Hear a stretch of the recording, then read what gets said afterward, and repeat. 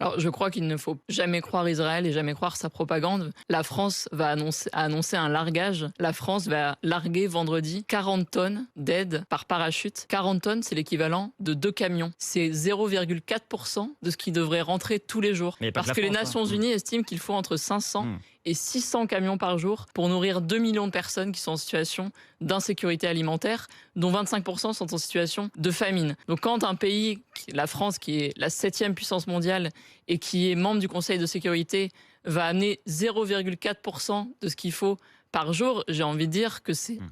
minable et que c'est une honte d'annoncer une quantité pareille. L'aide Vous avez humanitaire... entendu Jean-Noël Barrot qui dit c'est un début, et bien sûr c'est insuffisant, et des camions français avec de l'aide française sont toujours bloqués à la frontière côté égyptien, et la France demande à ce que ces camions puissent rentrer. C'est pour ça que la solution est politique et qu'il faut briser le blocus à la fois terrestre, maritime et aérien. À la frontière égyptienne, à Rafah, il y a l'équivalent de 4 mois d'aide humanitaire pour 2 millions de personnes. Il y a 52 tonnes bloquées. d'aide française bloquées.